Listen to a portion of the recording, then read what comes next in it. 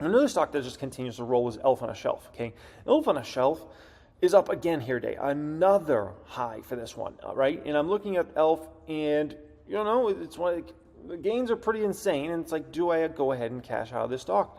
I mean, it's pretty amazing to put $7,000 into a stock and get $100,000 plus out of that stock. That's incredible, right? But even myself, I kind of look at it and I'm like, is this too much? And so I look at it and I'm like, dang, maybe I should cash out of these shares, because look at the forward P on the stock. It is rich, very rich, right? You could talk about 50s and the 60s range.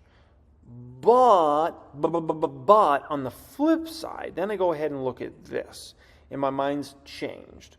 Okay, so they went from 10% revenue growth in that quarter to then 13% revenue growth in that quarter to then 26% growth in that quarter, then 33% growth in that quarter to then 49% growth in that quarter to now 78% growth in the latest quarter. That's ridiculous. I don't think I've ever seen a company's revenue line item strengthen that much quarter after quarter after quarter after quarter. So although if you were to look at the forward P, it looks like, wow, that's rich. It's like 3 times, if not over 3 times what the market trades at. And then you go ahead and you look at that revenue line items, it's like, it's not that bad, man. It's not that bad. So, Elf's one of those that I've always regretted every share I've ever sold of the stock, which I've sold most of my shares by far, obviously. I had nearly 10,000 Elf shares at one point in time. I've regretted every share I've ever sold. So then I'm just letting this baby ride. I'd much rather, than miss earnings, some sort of disappointing numbers, the stock goes down in the 90s or something like that. And it is what it is. I'd much rather hold through then than sell out of this and then, the stock's 200 plus a year or two from now, because they keep putting up these ridiculous numbers, which, I mean, they're showing no signs of slowing. They're only showing strengthening. Obviously, they're not going to be able to grow 78% a quarter every quarter. That's unrealistic. But the numbers are ridiculous. Okay, and so Elf is just a hold. I can't dump out of that one. Okay. Tesla revenues coming in at almost $25 billion. They beat by almost $500 million in terms of their revenue line item. Earnings beat quite substantially, came in at 91 cents adjusted versus 82 cents was expected. Net income came in at $2.7 billion. It's an increase of 20%. So as far as those numbers, things kind of look okay. Now the stock price is not really moving here. We're going to talk about that in this video. There's something pretty substantial going on that I need to show you and we need to talk about here, okay? Automotive revenues up 46%. Energy generation and storage revenues up 74%. Services and other revenue up 47%. Those numbers are great. I mean, it doesn't get much better than that. I can't hope for much better than that. That's phenomenal. Total revenues up 47% year over year. That's phenomenal. Total gross profit on the other side was only up 7%. You never want to see revenues coming in at 47% up in gross profit, only up 7%. Now, we do know that's because of the price cuts, obviously, of the vehicles, so it doesn't come as shocking information. Total GAAP gross margin was down almost 700 basis points on a year-over-year basis. Income from operations was down 3%. Operating margin was down almost 500 basis points, which, just think of 500 basis points as basically 5%, okay? Now, adjusted EBITDA was up 23%. Now, why would I have adjusted EBITDA in red if it's up 23%? Like, that's supposed to be a really good number, right? The reason I have that circled red there is because revenues were up 47%. So if you're going to grow revenues 47%, you don't want to see your adjusted EBITDA only up 23%. Now, once again, that goes into obviously lowering the vehicle prices in the short term to hopefully capitalize long term and hurt competitors and make Tesla into a position of power, right? But obviously, at the end of the day, we don't want to see. It's not ideal to have a company basically have less than half of the percentage growth in adjusted EBITDA that they might in revenue line item. Adjusted EBITDA margin came in at about down 372 basis points. Net income was up 20%. EPS was up 20% there, right? Those are strong numbers if your revenue's up 20% also, but when your revenue's up nearly 50%, 20% is not a good number. Once again, that gets into the vehicle price cuts and all those sorts of things, right? Net cash provided by operating activities was up 30%. That's good. Free cash flow was up a whopping 62%. That's very good. Cash and cash equivalents was up about 22%, okay? Now, something interesting about cash being where it's at is that goes to show you something, okay? That definitely goes to show you something, right? What that tells me is with Elon continuing to kind of pile on the cash, it looks to me like Elon still thinks there's a potential of a recession, right? And we've heard Elon make predictions in the past about recession and, the recession's coming. Now, so far he's been obviously incorrect. Like he started making recession predictions. It was at the end of 2021, beginning of 2022. He started making recession predictions, obviously.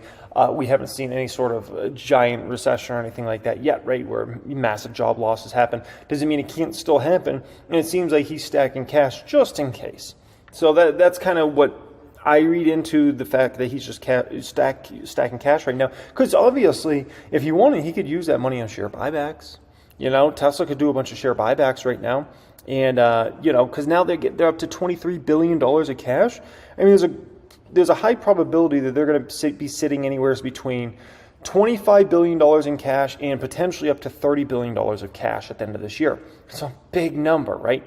And so what does he do with that money? Maybe it's just around for a rainy day rather than go ahead and do other things with it. Now,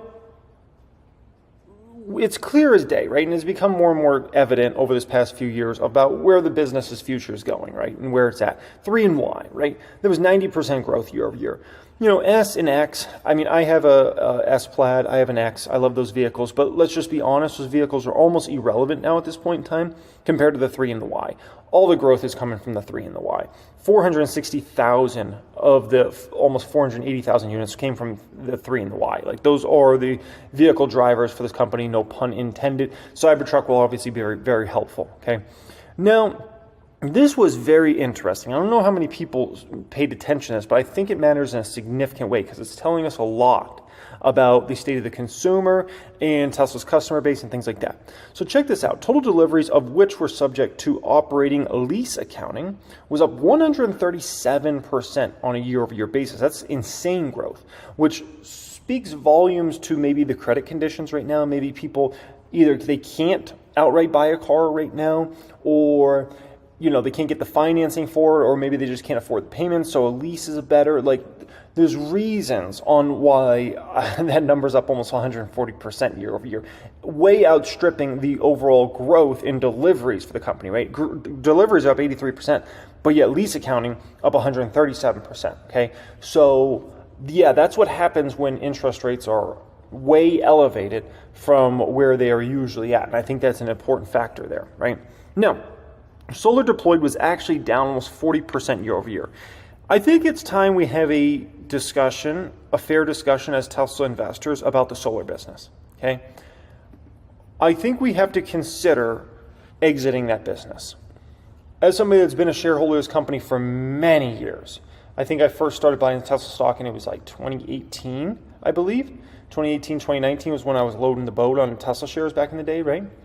And solar's always been there, and it's always been like, this is going to be some big thing. It's never panned out. It's never panned out. I can almost guarantee you we've lost a fortune. We're trying to make that business work. It's never worked, and we keep trying it. It's not there. I honestly think it's probably the best time for us to get out of that business. I just don't think it makes sense on the financial front. It doesn't put the numbers up, and we can keep trying it year after year after year, but it's clear as day it's not working.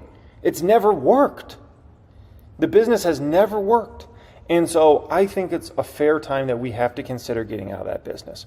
It takes up resources, it takes up time and attention for something that's just not paying off, to be quite frank.